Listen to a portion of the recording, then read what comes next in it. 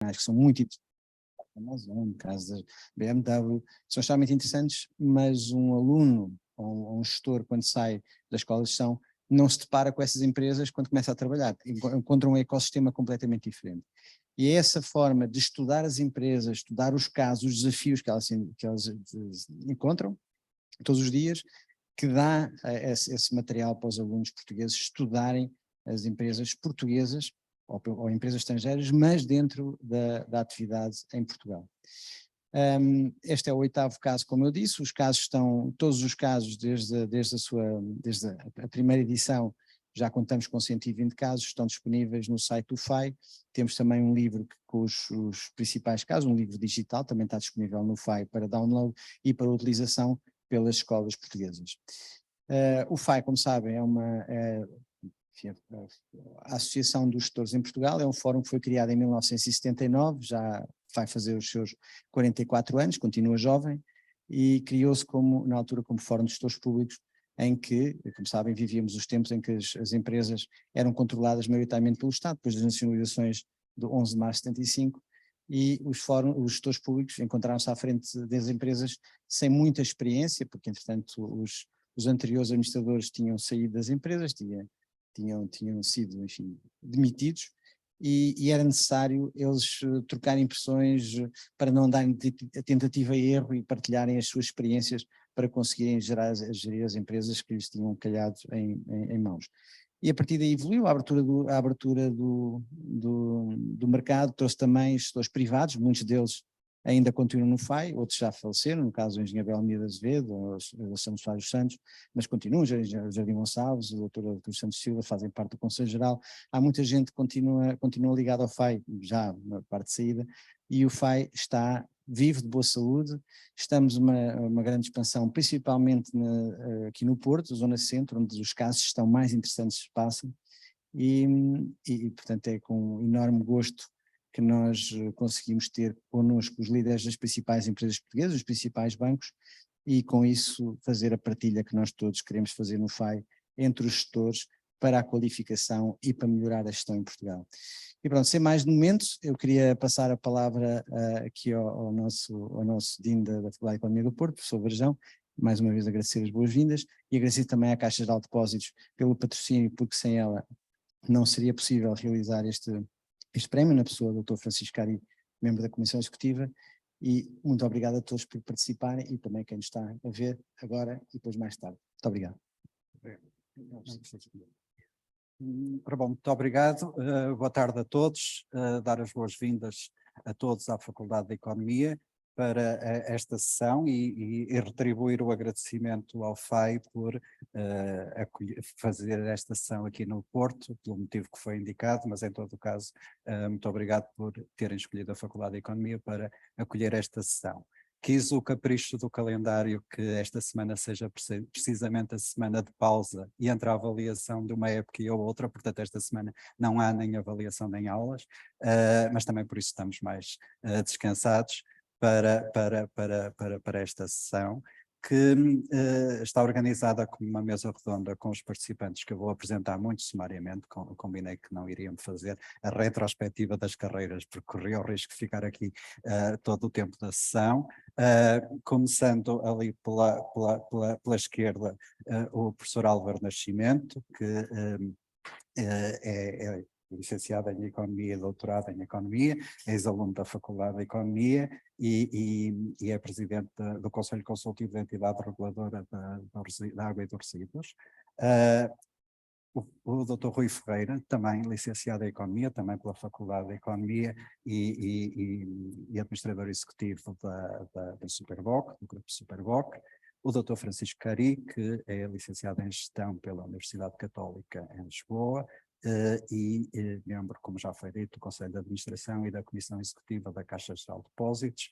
Naturalmente estou a fazer a versão mais simples possível dos currículos e finalmente o nosso colega João Cerejeira, também licenciado em Economia, também doutorado em Economia pela Faculdade de Economia e doutorado em Economia pelo Instituto Universitário Europeu em Florença e professor na Universidade do Minho na Escola de Economia e Gestão.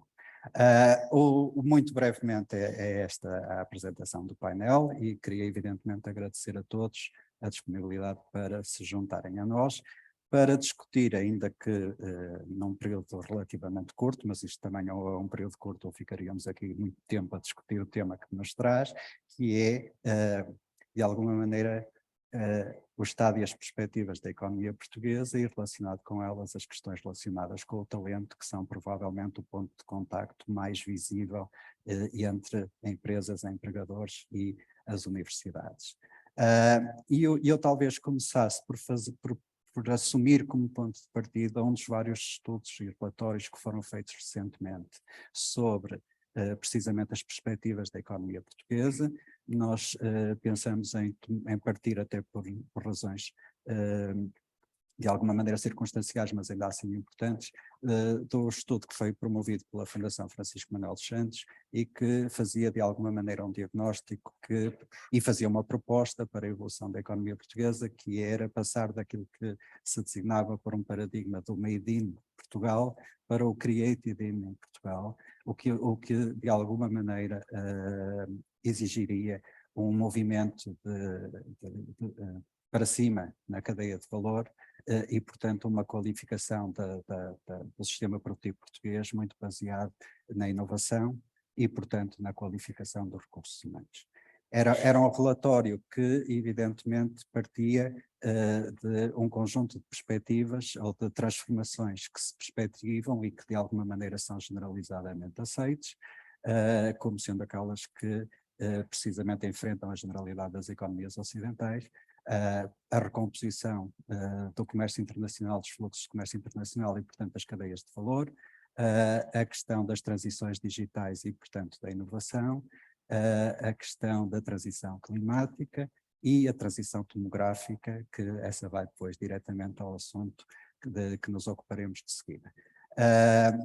E, portanto, é perante essas múltiplas transições e os desafios que elas colocam a economias, em particular como a economia portuguesa, que tem ainda assim as suas vulnerabilidades que vão persistindo e que se manifestam no diagnóstico também já muito conhecido de baixa produtividade e baixo crescimento económico, que depois se fazia o tal diagnóstico. O João Cerejeira participou no estudo em várias dimensões e, portanto, depois poderá melhor do que eu fazer a ponte com algumas das sugestões que lá eram feitas nas várias dimensões, mas que em todo caso enfatizavam muito a questão do robustecimento das instituições, da adaptação das instituições para um quadro mais saudável de tomada de decisão por parte das empresas, a questão da relação com o sistema científico e tecnológico nacional e com a produção de qualificações, portanto com o sistema de ensino e formação. Será por aí, mas em todo caso eu talvez começasse por recuar um bocadinho e aproveitar que temos aqui um painel qualificado de empregadores, que é nessa condição que eu vou olhar para estes experientes administradores de empresas e pedir-lhes uma reflexão sobre se revêem neste diagnóstico da economia portuguesa, o que é que acham que são realmente os problemas e os desafios que a economia portuguesa de alguma maneira enfrenta neste momento, para depois passarmos à fase seguinte, que será mais focada na questão do talento e, portanto, como é que estes problemas, os desafios e eventuais respostas a esses desafios originam ou não um problema que eventualmente também já detectamos ao nível das qualificações. E seria por aqui. Eu talvez começasse pelo João, uma vez que ele esteve no estudo e, portanto, faz melhor essa ponte e depois passávamos para as empresas. Ok, muito bem. Muito boa tarde. Muito boa tarde pelo convite ao FAE.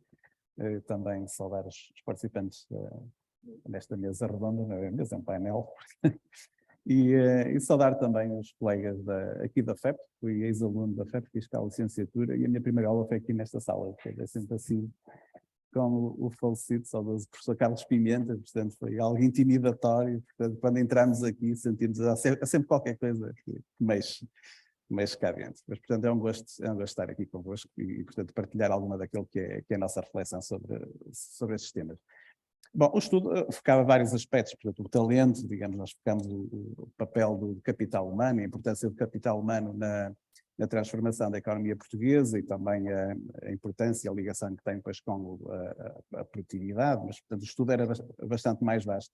Mas se me permitisse, ia só fazer um ponto de situação relativamente àquilo que eu acho que é a questão do talento e a questão do prémio salarial, do prémio em termos de carreira, etc., associado às qualificações, que é, ao fim e ao cabo, aí que vai entroncar esta nossa mesa. A economia portuguesa, nos últimos 30 anos, sofreu uma transformação grande em termos daquilo que é a remuneração do talento, aquilo que é a remuneração que nós, os economistas do trabalho, designamos do prémio associado ao ensino, associado à educação, ou se quisermos, a relação entre os salários de quem tem um curso superior relativamente aos restantes salários.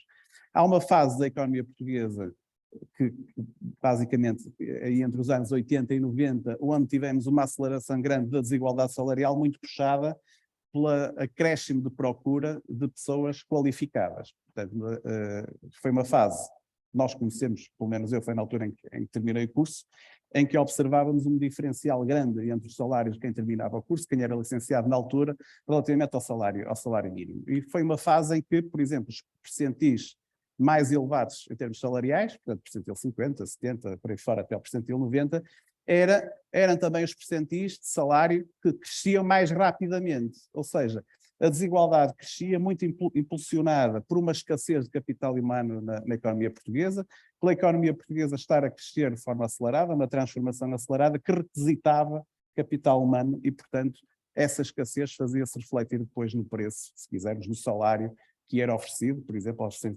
licenciados na altura. Este aumento da desigualdade foi estudado por vários economistas da época, eu creio que José Varjão também terá sido um dos que terá estudado esta dinâmica desse período, digamos, entre a adesão de Portugal à União Europeia e depois até a adesão do euro, e depois passamos numa fase de meados finais da década de 90, até podemos dizer até à crise financeira, onde tivemos aí uma alteração deste padrão de desigualdade ou de evolução da desigualdade. Continuaram a crescer os salários posicionados nos percentis mais elevados, a partir do percentil 90, e simultaneamente algum ganho salarial nos percentis mais baixos, em detrimento dos salários que estão no meio da distribuição. Alguns autores na altura começaram a chamar a atenção para a possibilidade de estar a suceder em Portugal um fenómeno de polarização do mercado de trabalho. E aí também a questão da tecnologia poderia estar associada, portanto, continuar a haver aumento, mas desta vez dos ainda mais qualificados, portanto, no topo da distribuição, e através das políticas do salário mínimo, da contratação coletiva, mas também alguma expansão de algum tipo de atividades, por exemplo, associadas ao turismo, que são mais difíceis de automatizar, mas que em simultâneo requerem trabalho manual e menos qualificado, e portanto teríamos uma alteração do padrão da desigualdade e um crescimento dos salários em U ao longo desta década. Digamos, 2013, 2014 até agora, nós tivemos uma inversão completa nestes padrões, e o que nós temos é uma diminuição do crescimento salarial nos decils mais elevados, ou seja, a partir do decil 75 para a última década, até uma quebra real do rendimento, cerca de 4, 5%, e uma subida ligeira, é certo, mas em termos reais positiva, dos decils mais baixos, ou seja, muito influenciada pela subida do salário mínimo. Portanto, isto quer dizer o quê? Um padrão que tínhamos de Portugal premiar de forma até bastante elevada comparativamente com os outros países europeus, premiar a escolaridade e premiar as qualificações superiores, esse padrão tem vindo a diminuir de forma muito rápida, nomeadamente para as camadas mais jovens. Portanto, quando nós comparamos hoje o prémio salarial dos mais jovens, daqueles que estão a terminar o curso até aos 30 anos, esse prémio salarial tem vindo a reduzir-se muito e, portanto, isto é um problema para a retenção de talento.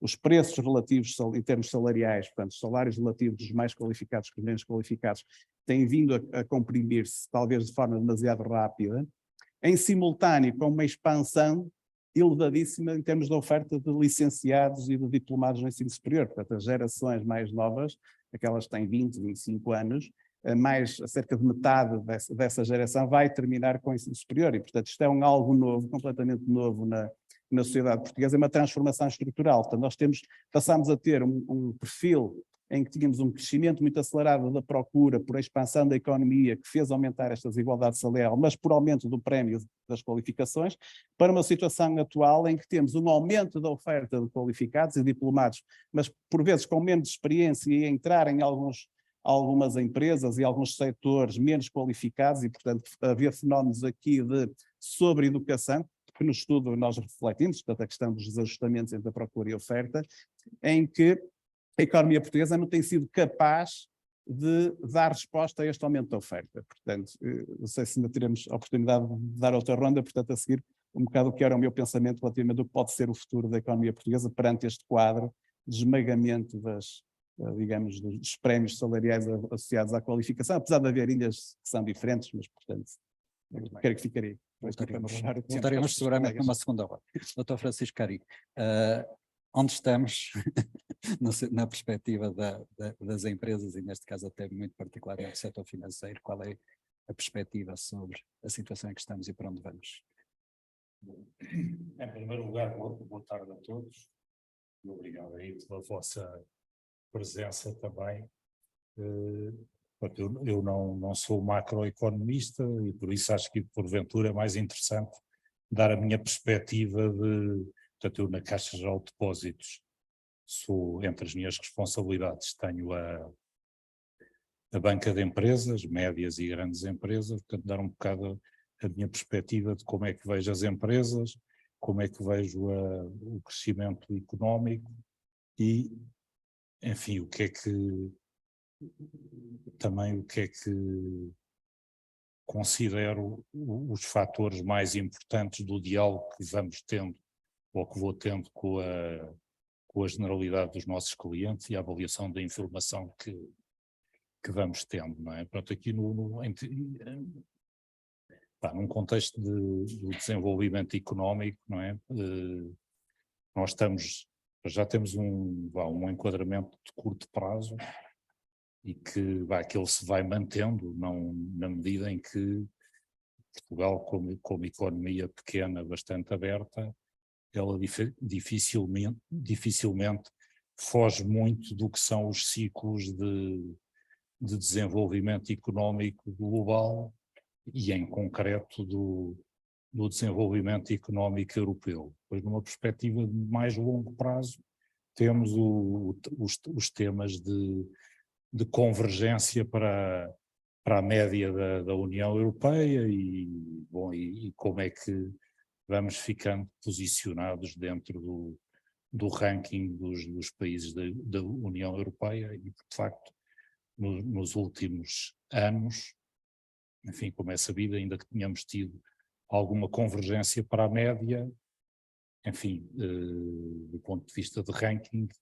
temos baixado alguns furos no ranking. Olhando aqui para a situação imediata de curto prazo e aquilo com que estamos a trabalhar do ponto de vista de perspectivas de desenvolvimento, de crescimento para 2023, portanto, no fundo, o nosso cenário já era e ele vem-se a consolidar nessa tendência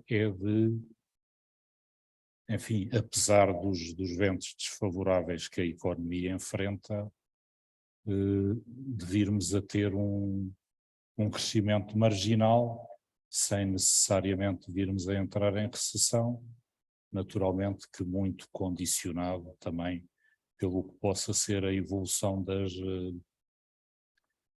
das taxas de juros, até que ponto é que elas têm de subir para conter a inflação e também, mais uma vez, aqui os dados mais recentes até apontam para que, enfim, havendo muitas oscilações, que porventura o nível de subida das taxas de juros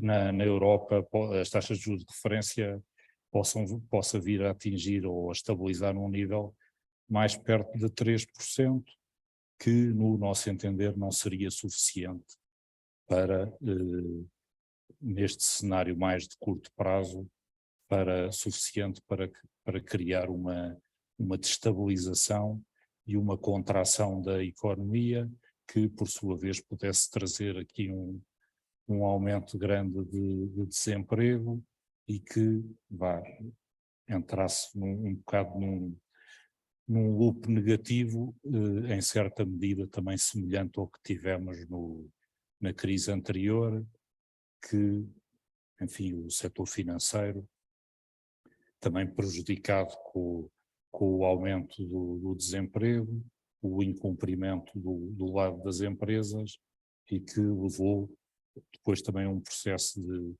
contração de crédito e que, por sua vez, que alavancou a crise. Portanto, neste contexto atual e mais uma vez, vendo aqui o tema do cenário de curto prazo e quando eu chamo de curto prazo não é apenas 2023, mas os próximos anos, pronto, nós no fundo seremos sempre, ou estamos sempre dentro dos países ricos, poderemos porventura, dentro do quadro da União Europeia, ser um pobre entre os ricos, mas ainda assim vá, como é que eu dizer, um rico pobre, não é? Portanto, tomara muitos países terem o enquadramento que nós temos. Portanto, eu acho que isso, portanto, diria que aqui num cenário dos próximos anos eu não o vejo, ou não o vejo, e quando eu digo não o vejo é também o cenário com que trabalhamos no banco, não o vemos como muito desfavorável. Também acho que é interessante partilhar convosco que, pronto, apesar de todas as preocupações que naturalmente existem com o impacto que o aumento dos juros tem nas famílias, no crédito à habitação, nas empresas, pronto, na medida em que, na prática, estamos a falar de mais uma inflação sobre o custo de vida das famílias, pronto, que já tinham a inflação da energia, dos alimentos e um pouco mais tarde chegou a inflação do custo do dinheiro, não é? Pronto, aqui a parte positiva, ainda que seja dentro do contexto, ainda que seja com informação relativamente limitada, é que para já não vemos, não sentimos nenhum aumento dos níveis, aumento material dos níveis de incumprimento, seja da parte das famílias, seja da parte das empresas. Ao mesmo tempo também do lado do setor financeiro, da Caixa, mas não apenas da Caixa, também dos outros bancos, há aqui um enquadramento de um setor financeiro muito mais capitalizado do que no ciclo anterior. Portanto, em média, os bancos têm mais do dobro do capital que tinham para o mesmo nível de negócio e também um nível de liquidez muito mais confortável. No ciclo anterior, os bancos estavam muito alavancados, eles próprios, e muito dependentes do financiamento externo e, portanto, quando veio a crise, também viram-se obrigados a contrair o crédito para solver os seus compromissos e, nessa medida, enfim, precipitaram um agravar do próprio contexto económico. Portanto, nada disso se verifica hoje e, portanto, temos até condições, dentro do contexto e das incertezas e dos aspectos desfavoráveis, temos condições de alguma estabilidade que nos permitam, então, fazer as coisas, olhar para a frente, onde é que temos que trabalhar mais para ver se conseguimos reverter este ciclo que ainda que vamos conseguindo convergir para a média, um pouco à custa do facto dos países maiores estarem com crescimentos relativamente baixos, mas enfim, essa convergência para a média acaba por ser um fraco consolo na medida em que de facto vamos passando para lugares mais em baixo no ranking. Enfim, os diagnósticos do que é que são os constrangimentos da economia, eles estão feitos por muitas pessoas, de muitas maneiras, neste estudo o qual aqui o professor João Serjeira também colaborou, da Fundação Francisco Manuel dos Santos, estão identificados muitos constrangimentos, felizmente também muitas oportunidades, e eu sem querer pôr-me a elencar, diria que talvez o que eu sinto mais na perspectiva das empresas e do que porventura faz mais falta para tentar dar este passo. Pronto, que é um passo gradual no tempo, não vai acontecer por magia em relativamente pouco tempo do made in para uma economia mais, que aposte mais no creative in. Eu acho que nós hoje, eu diria que aqui dois dos fatores que eu vejo como mais importantes para trabalhar e para fazer esta migração é, por um lado, a questão dos recursos humanos, não é? Portanto, apesar de, enfim, como foi dito, termos formado mais gente, um dos aspectos que se sente muito do lado das empresas é um déficit grande, uma escassez grande de recursos humanos, em particular qualificados, mas hoje em dia também mais desqualificados, e isso prende-se também com o tema da capacidade de atrair e reter os recursos humanos, que se cruza com o outro aspecto que eu destacava, que é a necessidade de dar mais escala às nossas empresas, não é? Pronto, no fundo, a verdade é que nós temos várias pequenas e médias empresas, até com algum sucesso, mas elas depois, pela sua escala, quando vistas num quadro mais europeu, elas não são pequenas ou médias, são na verdade quase microempresas, e depois têm dificuldade até podem atrair, mas têm depois dificuldade em reter os melhores talentos e que acabam por, muitos deles até se ir para fora atrás de melhores perspectivas de desenvolvimento, para além de melhores salários no imediato, e portanto acho que estes dois temas cruzados são temas em que temos que trabalhar, como fazer evoluir a dimensão das nossas empresas, como forma também de atrair e reter talento. Muito bem.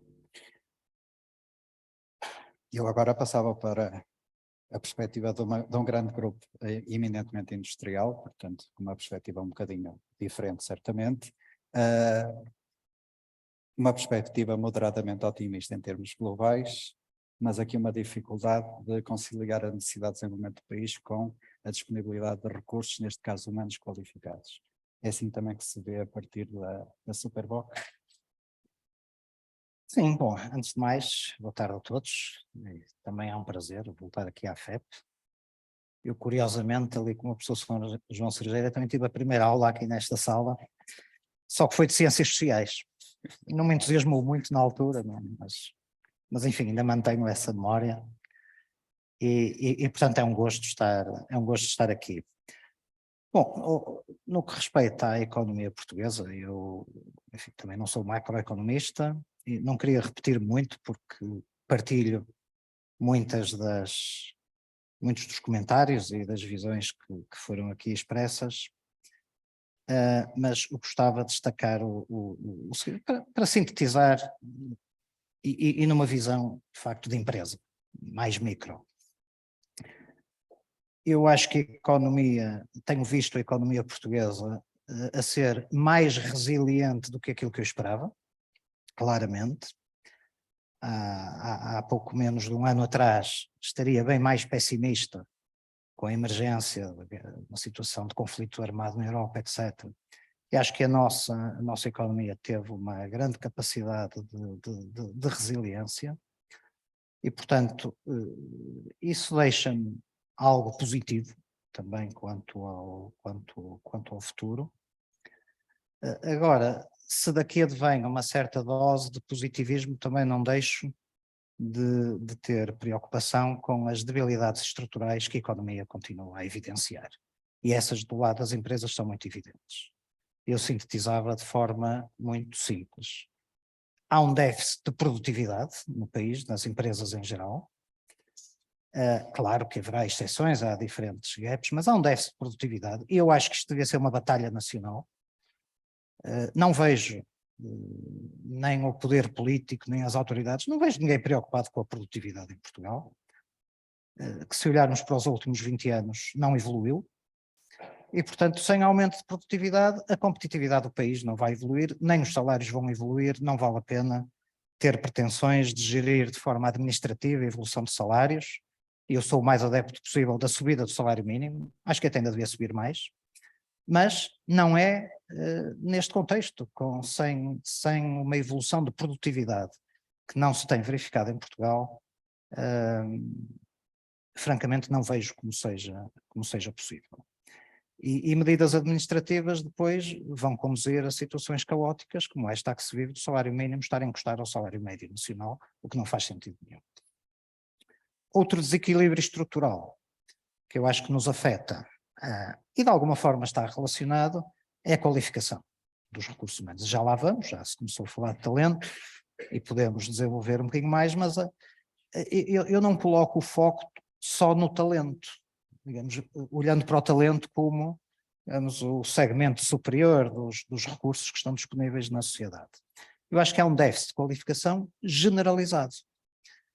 Aliás, num estudo da Fundação Manuel dos Santos, eu creio que não terá sido este, mas num anterior, a mim deixou muito impressionado, confesso que não fazia ideia, nem tinha essa noção, que da população ativa em Portugal, do total da população ativa, cerca de 50% não tem um ensino secundário completo. Foi o mesmo estudo. Certificado noutros, portanto, mas... Bom, esta média na Europa é na casa dos 20%. Em Portugal é 50%. E, portanto, há um déficit generalizado de qualificações. Mais uma vez, isto é um problema que tem que ser resolvido. Não vejo grande foco nesta questão. E isso preocupa-me bastante, porque a evolução da produtividade não pode ser dissociada precisamente da qualificação média. Depois também temos que gerir o talento, já lá iremos, teremos que gerir o talento que está no topo, mas sem qualificações generalizadas, transversais, vai ser muito difícil, tendo ainda em linha de conta que nós passamos, neste momento, por transformações muito exigentes. Transformação digital, transição climática das fontes energéticas, etc. Isto vai colocar, ou já está a colocar, desafios muito elevados, que não é possível com os níveis de qualificação que existem neste momento. E para não me alongar demasiado, gostava só de focar também outro desequilíbrio estrutural que me parece relevante, também está interligado e que tem a ver com um déficit que existe em Portugal de investimento em ativos intangíveis. Nós, quando olhamos para outros países, enfim, com os quais poderemos aspirar, servirem de benchmark e competirmos, os níveis de investimento em ativos intangíveis são muito superiores aos de Portugal. E hoje em dia, um fator de competitividade, de diferenciação, já não são ativos físicos. Enfim, também têm que lá estar, mas são muito mais ativos intangíveis.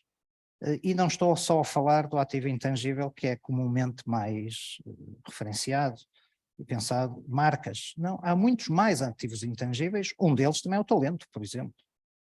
Mas processos, organização, etc., existe um déficit de investimento neste tipo de ativos.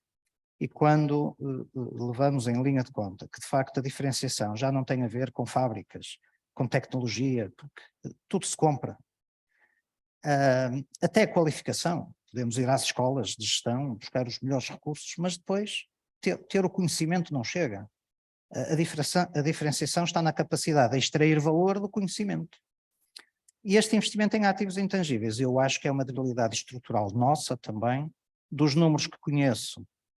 Os nossos rácios são cerca de metade dos países mais desenvolvidos e portanto, acho que é uma debilidade estrutural que urgia também corrigir, ou pelo menos criar condições para que seja falado, discutido. Eu ouço muito pouco falar nisto. ouço mais falar no talento e na produtividade, pouco, mas ouço mais falar nisso do que, por exemplo, nesta questão dos ativos intangíveis. E há estudos, até da Cotec, que apontam direções e soluções, e eu, curiosamente, vejo em Portugal um grande silêncio nesta matéria. É algo que me preocupa. Enfim, e por aqui fico, depois podemos desenvolver mais algum tema, nomeadamente do talento, que está muito relacionado com tudo isto. Muito bem. Álvaro, para iniciar a segunda ronda, alguém que está bem posicionado entre o mundo das empresas e o das universidades. Ok. Antes de mais, muito obrigado pelo convite e é sempre um prazer estar na minha alma mater. Faz 33 anos estava desse lado, não nesta sala, na primeira aula, mas na 111, que é a aula que eu tenho de memória e que me marcou. E entrar na Faculdade de Economia tem sempre para mim um sabor muito especial, especialmente porque eu acho esta casa um sítio fantástico e de boas memórias, pelo menos para mim, tive aqui bons momentos. Bom, mas passado isto, a vantagem de ser o último a falar, ou a desvantagem, é que a gente toma várias notas e tenho vontade de responder a toda a gente e a mais alguns. Mas eu vou tentar ser o mais conciso possível naquilo que eu vou tentar responder e não fugindo à questão que nos foi colocada aqui, que liga muito com o mercado de trabalho, ou melhor dizendo, se quisermos, com o trabalho e com o emprego, e um bocadinho contrariamente ao João e ao Varjão, eles são economistas de trabalho, eu costumo dizer que são economistas do capital, porque a minha vertente é muito mais sempre pela área financeira, e normalmente quando olho para as empresas, um bocadinho de uma maneira diferente. Quando olhar para as empresas, na boa tradição de economia que a gente aprende nesta casa, tudo se resume a uma função de produção preferencialmente do tipo Cobb Douglas, tem capital de um lado, tem trabalho do outro, e depois tem lá mais uma coisa adicional pelo meio que se chama de progresso tecnológico, que os economistas gostam muito de falar, que não sabem muito bem o que é, e depois andam por ali às voltas. Mas porquê esta minha contextualização? Porque eu não consigo ver as empresas apenas nem do lado do trabalho, nem apenas do lado do capital. E normalmente quando a gente olha para as empresas, o lado do capital invariavelmente está a tecer ou a fazer uma formulação como é que o capital é utilizado. E se de facto nós partimos de uma situação, que é aquela que o João mencionou aqui há pouco, que já foi aqui mais ou menos detalhada por todos, na qual os salários em Portugal são invariavelmente baixos, e invariavelmente não têm progredido, eu, enquanto economista do capital, normalmente sou levado a dizer assim, são baixos e não têm progredido porque as empresas só podem distribuir aquilo que são capazes de criar. E invariavelmente as empresas portuguesas criam muito pouco. O que me leva para a primeira, se quisermos, proposição, se quisermos colocar assim, que é as empresas portuguesas, em média, exibem níveis de produtividade extremamente baixos. O Rui já mencionou, o Francisco Ari também, o João também mencionou. Invariavelmente em Portugal as empresas portuguesas em média têm níveis de produtividade extremamente baixos. É um tema que diríamos assim, bom, então significa que o tecido produtivo português é um tecido produtivo débil. Eu tendo a olhar para isto de uma maneira diferente, no sentido em que eu acho que a nossa média é baixa porque o nosso sistema produtivo é esquizofrénico. E é esquizofrénico em que sentido? É esquizofrénico porque vive de dualidades. Vive de dualidades de empresas extremamente boas e extremamente produtivas. Temos uma aqui ao nosso lado, se quisermos, basta olhar para as informações públicas que são divulgadas pela própria empresa, mas existem mais, não são casos únicos, existem outras que são menos conhecidas, e simultaneamente coexistem com empresas extremamente pouco produtivas e pouco rentáveis. Ou seja, nós temos uma preponderância muito grande de empresas pouco produtivas e que invariavelmente está associada a empresas de muito pequena dimensão. O que nos leva para a segunda questão, que é as empresas portuguesas são, de um modo geral, excessivamente capitalizadas no sentido económico do termo, ou seja, têm excesso de capital e não conseguem explorar as economias de escala. E nesse sentido, de um modo geral, o que acontece é que eu não consigo, se quisermos, libertar recursos suficientes para ser capaz de remunerar melhor os fatores produtivos, capital incluído, porque se nós remuneramos mal o trabalho, também remuneramos mal o capital quando nós olhamos para as empresas portuguesas. Portanto, nós vivemos um bocadinho neste mundo, que é um mundo, eu diria, extremamente difícil, extremamente esquizofrénico, em que temos empresas muito boas, que coexistem em simultâneo com empresas que, em meu entender, são menos boas do ponto de vista da rentabilidade. O que é que isto significa do ponto de vista dos desafios que as empresas têm pela frente? Os desafios que as empresas têm pela frente, e como o Rui está a mencionar há pouco, é um desafio de como aumentar a produtividade. Poderíamos dizer assim, bom, aumentar a produtividade pode resolver-se através de um aumento de escala, levando as empresas a serem maiores e de serem de maior dimensão. Mas também pode significar uma das outras coisas nas quais as empresas portuguesas comparam mal, que é as empresas portuguesas serem mais, se quisermos, numa coisa que é normalmente também vista pela malta dos economistas da complexidade, que as empresas portuguesas são um pouco complexas, têm pouco capital intangível, como o Rui está a mencionar há pouco, ou seja, não é apenas a questão de marca, é a capacidade de fazer coisas distintas que de facto trazem valor acrescentado ou que são distintivas. E nesse aspecto, quando nós olhamos para as empresas portuguesas, as indústrias, se quisermos, no qual as empresas portuguesas, de modo geral, se especializam, são indústrias de muito pouco valor acrescentado, de pouca complexidade e que não ajudam muito a toda esta capacidade de remunerar mais fatores produtivos. E se nós conseguíssemos, de alguma maneira, resolver ou desatar alguns destes nós, o nó da dimensão, se conseguíssemos desatar o nó das empresas portuguesas serem capazes de crescer nesta cadeia de valor, vamos chamar em abstrato de complexidade. Eu não quero entrar em grandes detalhes, porque alguns destes aspectos são mais técnicos. Se as empresas conseguissem, pelo menos, dar estes dois grandes passos, para nós abrirmos a possibilidade de ter melhores remunerações para o trabalho e naturalmente, melhores remunerações para o capital. Tinha mais coisas, não queria monopolizar, se calhar guardo-me para uma segunda volta, mas se calhar para devolver-se, talvez, não sei, ao João, se voltarmos lá, como é que a gente pode criar nas empresas uma melhor capacidade de gerir os recursos humanos para que elas possam contribuir para esta, eu diria, complexificação das empresas, para que elas sejam capazes de criar maior valor. Muito bem. Temos agora já menos tempo do que provavelmente desejávamos para o segundo tema, mas ainda assim eu tentava fazer aqui um ponto de situação.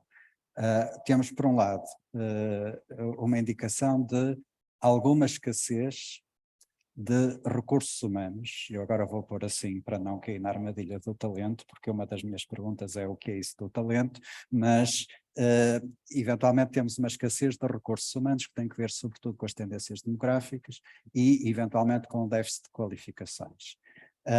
Já aqui foi referido que, apesar do enorme progresso em termos de níveis de escolaridade da população portuguesa nos últimos 40 anos, a verdade é que persiste um atraso grande, e persiste um atraso grande, e eu nunca resisto a dizer isto, porque nós tendemos a esquecer-nos quando uma pessoa entra no mercado de trabalho, tipicamente fica lá 40 anos.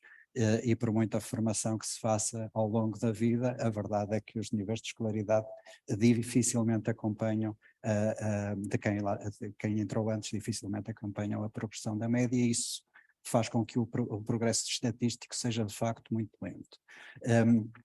E, portanto, temos esse déficit de qualificações, temos uma tendência para um decréscimo populacional, ou pelo menos um crescimento muito lento da população por razões que têm a ver com a demografia. Temos aparentemente queixas de falta de recursos humanos, seja nas várias posições da distribuição do emprego, digamos assim, não apenas no topo onde estarão eventualmente os ditos talentos, mas também nas outras profissões até mais técnicas e eventualmente mais produtivas. E, portanto, a pergunta é como é que se ultrapassa essa dificuldade, se é que ela existe, porque depois também vemos que, ao contrário do que aconteceu há 20 ou 30 anos, agora esta eventual escassez de recursos mais qualificados não se traduz num aumento dos seus salários em termos relativos, pelo contrário.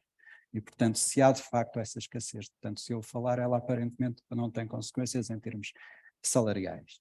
E depois a última parte da pergunta, que é, vamos admitir que há essa escassez, como é que ela pode ser ultrapassada, ou o que é que recomendam, uma vez que nós estamos numa escola de ensino superior da área da gestão, o que é que recomendam aqui uma escola, em particular na área da gestão, faça para contribuir para esse aumento da oferta de qualificações, pelo menos nesta área, mas também o que é que cabe depois às empresas em particular, e o que é legítimo esperar ou exigir da política para que isso aconteça, E ainda só estamos a falar de uma parte do problema, que é criar as condições de oferta desses recursos. Depois é preciso, como o Rui dizia, que o recurso, uma vez existindo, seja efetivamente rentabilizado e produza os benefícios dele esperado. E nós tendemos, de facto, a esquecer-nos muito que não basta que as coisas estejam lá, é preciso que elas se transformem em valor. E, portanto, o desafio era esse, se calhar agora voltava ao princípio ao João e depois... Só uma nota, eu concordo, talvez o termo esquizofrenia seja o mais indicado, vamos chamar heterogeneidade, que é mais pacífico. Não, mas de facto, a economia portuguesa e o mercado de trabalho, até nos últimos anos nós notamos uma grande heterogeneidade, isto é, aquela compartimentação que faríamos, que eu estava a falar há pouco, entre diplomados e não diplomados. Também no estudo que fizemos para a Fundação Francisco Manuel dos Santos, nós identificamos que tem aumentado a desigualdade dentro dos diplomados. Ou seja, dentro mesmo da tal categoria dos supostamente melhor remunerados e mais qualificados, tem vindo a aumentar a desigualdade.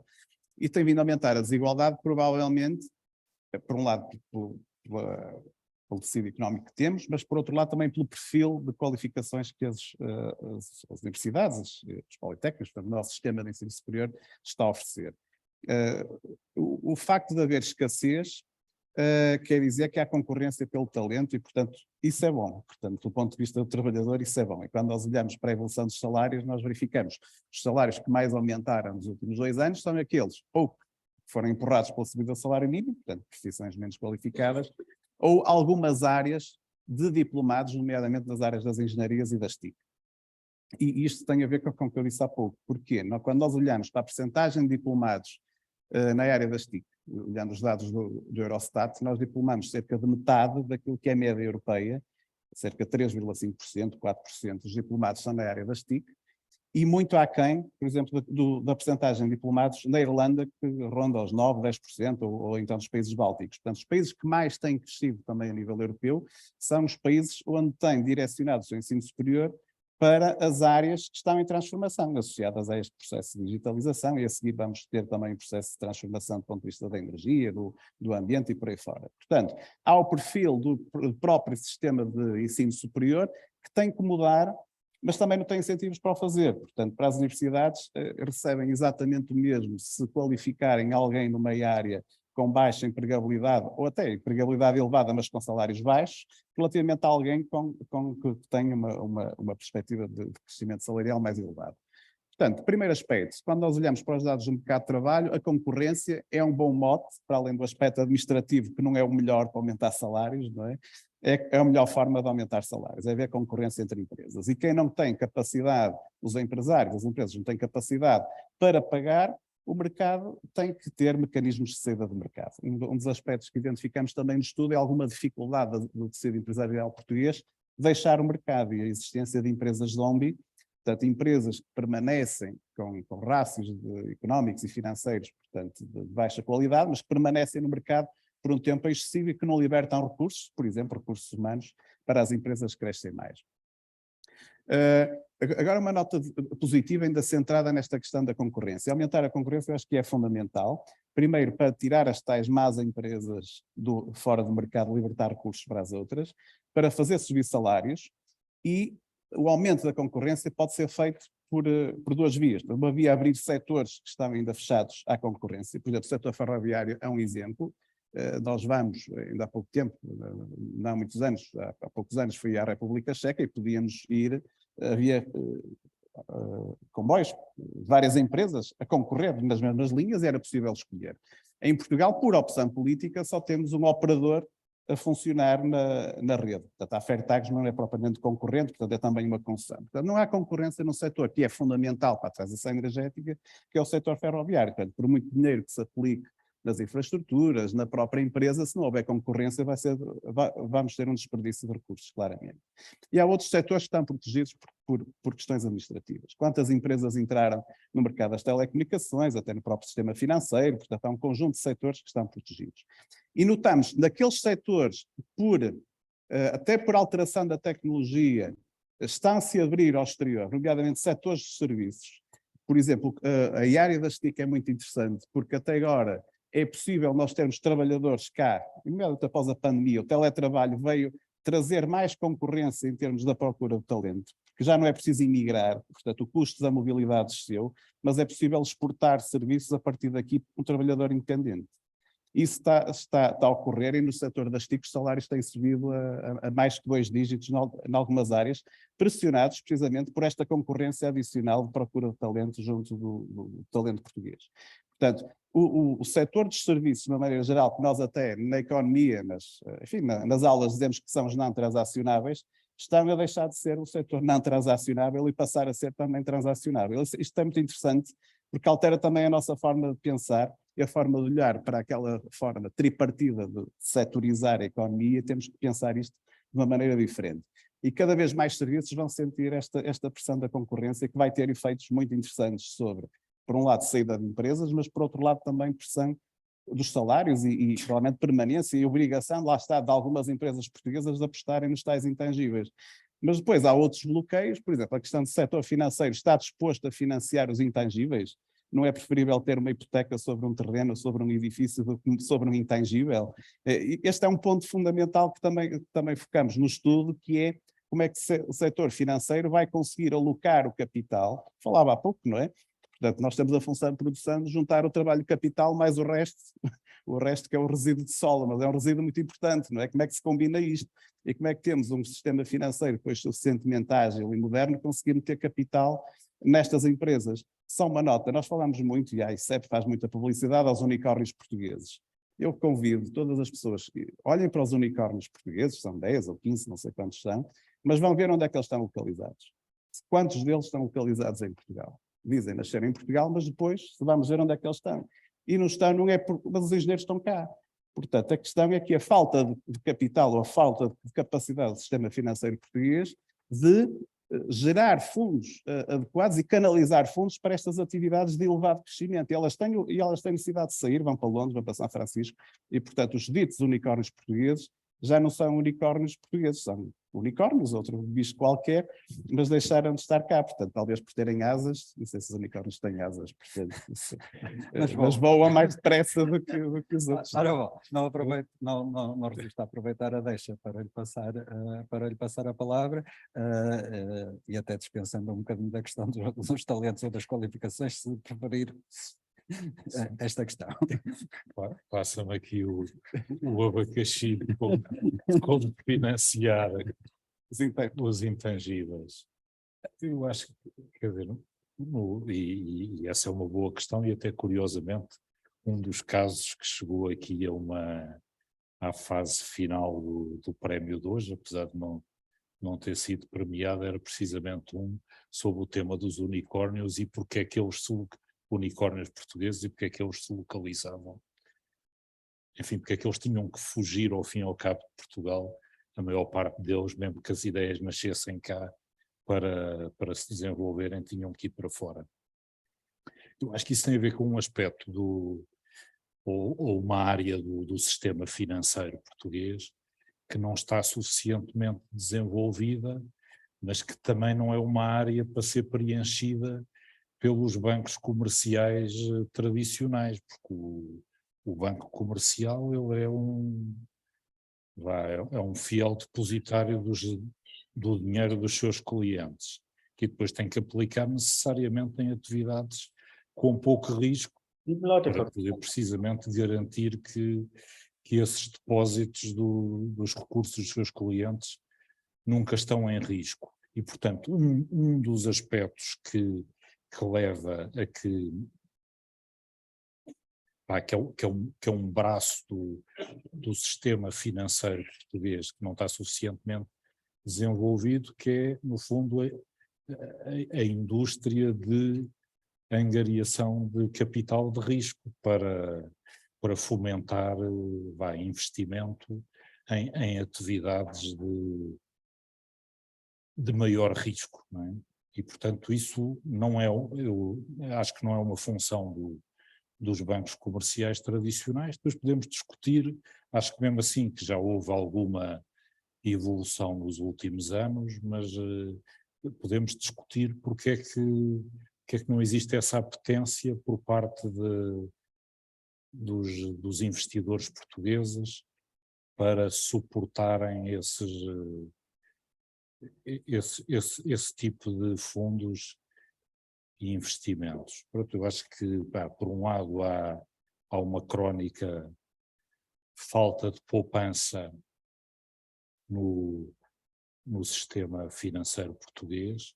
Há também, quer dizer, dentro do que há pouco capital privado, enquanto que se vai para outros países, basta ir aqui para a Espanha, pronto, tem um conjunto de, enfim, grandes famílias que geraram muita riqueza no desenvolvimento dos seus negócios e que depois ao lado montam family offices que depois alocam dinheiro para esse tipo de atividades, porventura mais especulativas, com um risco maior, mas com um retorno potencial maior também.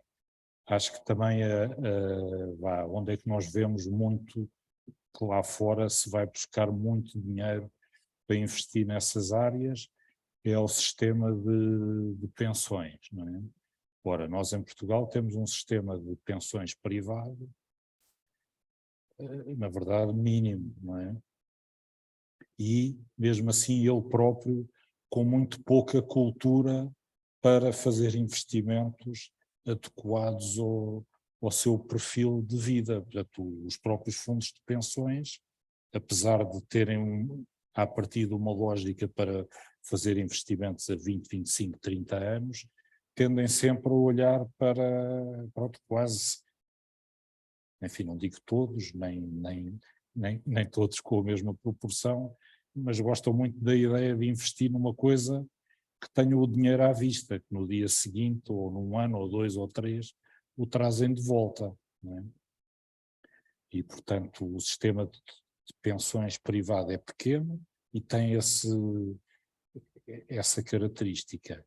E o sistema de pensões público parte do princípio, enfim, certo ou errado, não vou fazer juízo de valor, que o único investimento correto praticamente é investir em dívida pública portuguesa.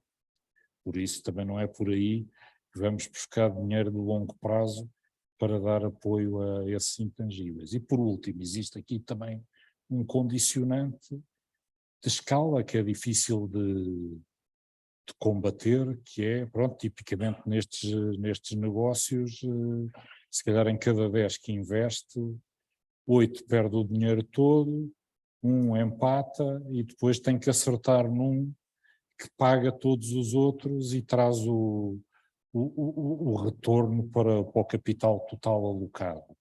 Pronto, e num país que tem relativa pouca escala de investimentos com estas características, é mais difícil que as probabilidades se cumpram, a probabilidade de acertar no que vai bem, fica mais pequena do que se for fazê-lo num mercado europeu ou num mercado global, e portanto estes unicórnios vão para fora à procura desses investidores que, sei lá, não olham para o que vão investir em Portugal, olham para o que vão investir na Europa e nisso apanham um bocado uma boa ideia que vem de Portugal, mas que tanto lhes faz se está em Portugal ou não. E além disso tem também o tema de, outra das razões que eles vão para fora, tem a ver com a questão da retenção e atração de talento. Nós temos muitas pessoas qualificadas, mas, como bem disse, nessas áreas de TICs, engenharias, matemáticas, que são as que são mais procuradas agora, a nossa base não tem crescido assim tanto e muitos deles ou vão trabalhar para fora ou estão cá dentro a trabalhar para fora. Portanto, também faz um consumo dos recursos que de outra forma poderiam estar disponíveis para apoiar o desenvolvimento do intangível português. Muito bem. Nós temos prémios para entregar e para receber, portanto não nos podemos esquecer disso, mas completar a ronda, faltam qualificações, faltam também de gestão, isso é um dos intangíveis que falta. Sim, Varjão, é pena termos que acabar porque isto agora é que estava a ficar interessante. Isto agora é que estava a aquecer. Para a próxima. Não vai haver tempo para... se houver tempo, eu gostava de regressar à questão dos intangíveis, mas vamos ao talento, até porque, Varjão, tu perguntaste 2 vezes o que é o talento. É evidente que o talento também, a questão também se coloca ao nível das funções de gestão, como é evidente. Não separa as 2 coisas. Mas é bom cingirmos a conceitos simples, porque eu acho que vai para aí uma grande confusão sobre o que é o talento. E eu, para mim, talento, tudo o que o talento não é alguém que tem um desempenho acima da média. Não tem nada a ver com talento. Talento não é identificar numa pessoa potencial futuro.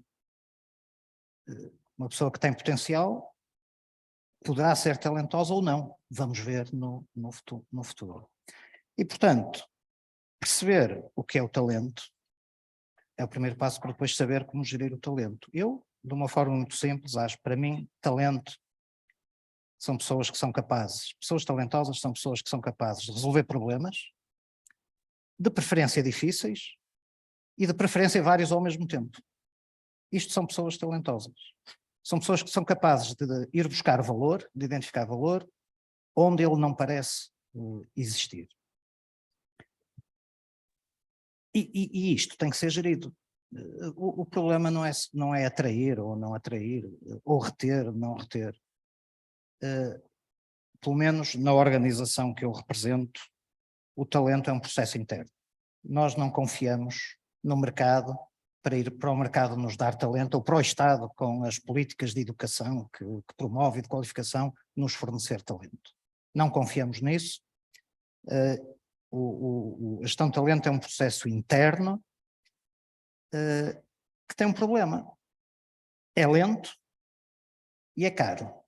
E tem resultados incertos, porque ao fim de meia dúzia de anos a pessoa pode até nem ser nada talentosa, não sabemos o que é que vai dar. E, portanto, isto são ingredientes que tornam a coisa difícil. É preciso investimento, é preciso paciência, é preciso proporcionar condições, mas o resultado é muito incerto. E eu, sem entrar em grandes detalhes, gostava só de dar uma nota, e vou ser muito rápido, que para nós este processo, que tem muitas componentes, há um que é fundamental, que é a rotação das pessoas e dar às pessoas desafios e problemas diferentes para resolver. Se alguém é bom numa função, esse é o momento de o tirar de lá e dar-lhe outra. E se ao fim de 3 ou 4 funções continuar a ser muito bom nessas funções todas, provavelmente é uma pessoa altamente talentosa. Agora, aquilo que eu vejo em muitas empresas, de que quando alguém é bom na função, então ali é que está bem, esse é o primeiro passo para matar o talento. E, portanto, enfim, não me vou alongar muito, este é um tema que dava pano para mangas e eu gostava de ver estes temas trabalhados e discutidos, porque também não tenho certezas absolutas. O que dei aqui foi uma pequena pincelada, desculpem a expressão, da forma como vejo este tema. E dado o adiantado a hora, Muito por aqui bem. me fico. Álvaro, para encerrar. Eu vou encerrar e prometo que eu não ia por aqui, mas agora vou por aqui, que é a história dos talentos. E agora para discordar um bocadinho do Rui. Eu vejo o talento como uma construção coletiva. O que me serve para fazer o segundo ponto, que é, eu acho que Portugal tem um problema de qualidade das instituições públicas e também privadas, empresariais. O talento faz lembrar a parábola da Bíblia. Eu dei aula na Católica durante muitos anos, portanto tenho esta veia de padreco de vez em quando. A parábola dos talentos, se vocês se recordam, portanto, a gente deu os talentos e portanto, um dos filhos resolveu guardá-lo debaixo da terra e buscá-lo ao final de algum tempo, o outro resolveu investir. Eu acho que talentos toda a gente tem. A maneira como a empresa é capaz de fazer convergir e coligir esses talentos numa estratégia produtiva, volto outra vez ao tema, de aumento da produtividade. O que me leva para o meu tema inicial, quando eu falava há pouco da esquizofrenia ou heterogeneidade que o João prefere, esquizofrenia propositada, até pouco para chocar as pessoas, mas sobretudo porque grande parte das empresas não consegue explorar o talento das pessoas que lá têm. E, respondendo ao repto de Varjão, e com isto vou-me calar, talvez não só precisa de nenhuma nota final, uma das perguntas que eu faria se estivesse na direção de faculdade, e não me estou a candidatar ao lugar de diretor, que eu sei que vai ficar bem aqui, é porque é que os nossos alunos que terminam as licenciaturas se vão embora no fim da licenciatura? E se querem ir embora no final da licenciatura? Que é uma pergunta que normalmente nós não consideramos. E que me leva para o terceiro ponto, o último ponto que eu gostava de fazer, que é, nós vivemos muito bem, e aprendemos nos bancos da escola, que o mercado de capitais é um mercado extremamente móvel, e o capital move-se livremente de um sítio para o outro. E por isso, só uma parte aqui, eu não creio que os unicórnios portugueses não estão em Portugal por falta de capital. Os unicórnios portugueses não estão em Portugal por falta daquilo que os economistas também chamam de economia de aglomeração e de um conjunto de outras razões. E o que eu gostava de acrescentar aqui é que, se até hoje nós vivemos muito bem sempre com o mercado de capital com grande mobilidade, que ele existe, não falta capital para investir em Portugal. Quem está no capital de risco, e eu tenho algumas ligações, sabe que não falta capital para investir em Portugal. Faltam, sim, são oportunidades, que é completamente diferente. Mas se vocês hoje olharem para o mercado de trabalho tem uma mobilidade que nunca teve antes, até pelas razões que o João está a mencionar há pouco. Portanto, o que nos leva a questionar, e essa é a minha verdadeira questão, que é o que é que nos falta nas nossas políticas públicas e o que é que nos falta nas nossas políticas privadas para reter, sim, o talento que é formado em Portugal. Esta é uma questão, e como dizia o Rui há pouco, estava agora pano para mangas e possivelmente daria uma coisa muito interessante, mas que acho que é um bom pretexto para a entrega dos casos e marcar um outro encontro. Exatamente. Provavelmente não é de talento que falamos quando falamos de talento, mas agora vamos falar. Obrigado, foi excelente, dava com certeza mais meia hora pelo menos, ou uma hora, ou se calhar outra sessão mais tarde. Temos aqui um pequeno constrangimento, estou adiantado da hora, deu para que nós iríamos começar pelas menções honrosas, vamos começar pelo terceiro prémio, porque o terceiro prémio tem um comboio para apanhar, e é o último comboio para Lisboa. E peço imensa desculpa, só para dar uma pequena, só um minuto. O sistema de avaliação dos casos, nós recebemos este ano 16 casos de 8 universidades, normalmente são 11 universidades, este ano houve 3 universidades que não participaram no júri, e o júri de avaliação é constituído por um elemento de cada uma das escolas que entregam prémios. Esse primeiro júri de avaliação faz uma triagem para os 6 melhores casos, os 6 casos melhores classificados, passam para a fase finalíssima, onde são avaliados por um painel constituído pelo FAI e pela Caixa Geral de Depósitos. Portanto, sem mais delongas, Mariana, também da direção do FAI. Quem é o terceiro prémio? La Piadina, da ESE. E... Vamos ver.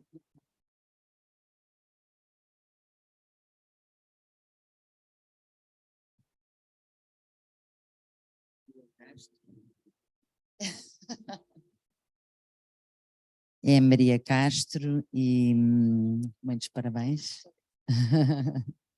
Obrigado, parabéns. E tem um prémio de 2.000 euros, depois será para inscrito, nós não passamos todos. É simbólico.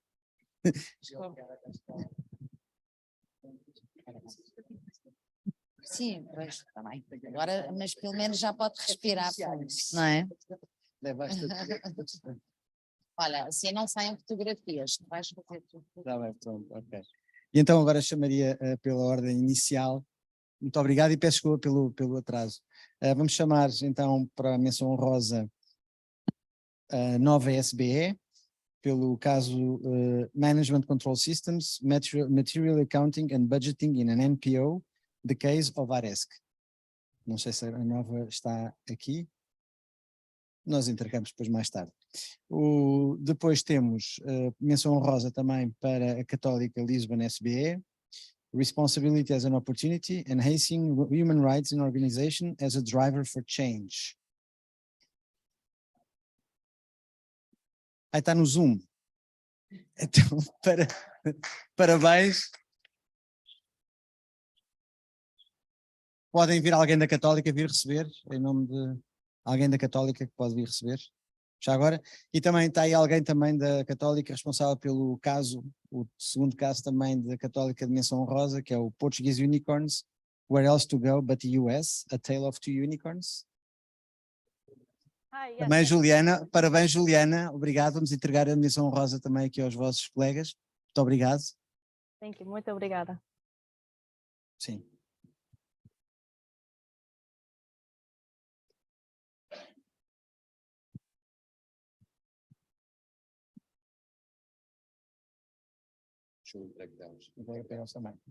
Parabéns e obrigado.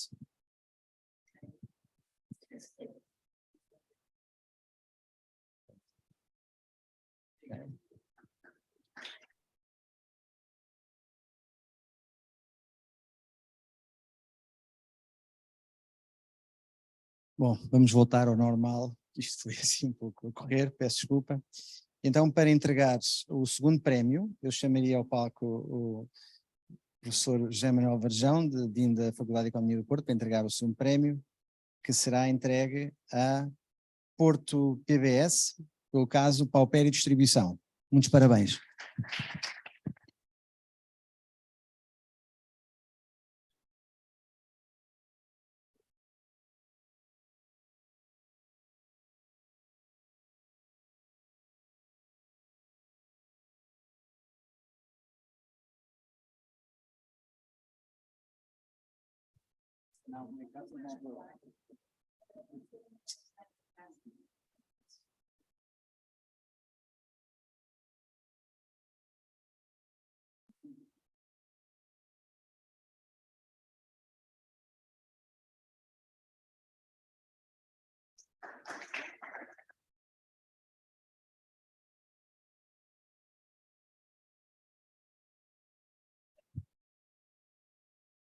E o primeiro lugar deste ano, o melhor caso apresentado neste prémio do FAI Caixa Geral de Depósitos, é para a Católica Lisbon SBE,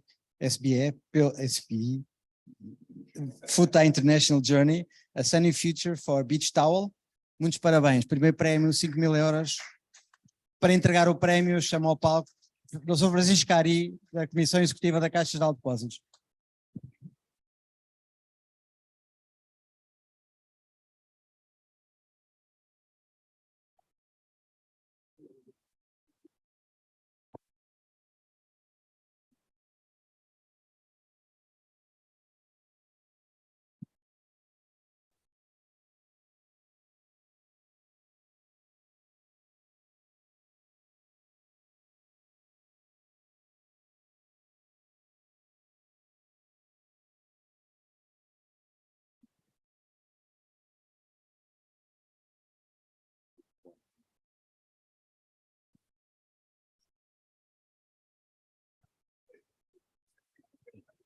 Isto é o mais virtual que fomos capazes.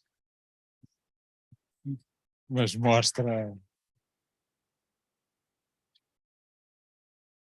Pronto, e só num minuto dizer que para a Caixa tem sido um gosto estar associado a este prémio, que já existia antes do nosso apoio e que nós vemos como uma oportunidade também de aproximação entre as empresas e as universidades, e dar também uma componente no ensino da economia e da gestão mais fundamentada em casos das empresas portuguesas, em complemento com os grandes casos de empresas multinacionais que são utilizados nas escolas de todo o mundo, mas que, pronto, no fundo têm aqui uma visão adaptada à realidade portuguesa, ou exemplos adaptados à realidade portuguesa dos desafios e das circunstâncias que as empresas vivem e que, em certa medida, muitas vezes adaptadas a uma escala diferente, acabam por ser semelhantes aos das faculdades internacionais. Portanto, parabéns aqui à Universidade Católica. Enfim, eu sou formado na Católica, mas não foi por isso que ficaram em primeiro, apesar de eu também fazer parte do júri. Mas senti-me aqui um bocado isolado neste debate, porque era o único que não era da Faculdade de Economia do Porto. Mas estava muito bem acompanhado. Muitos parabéns.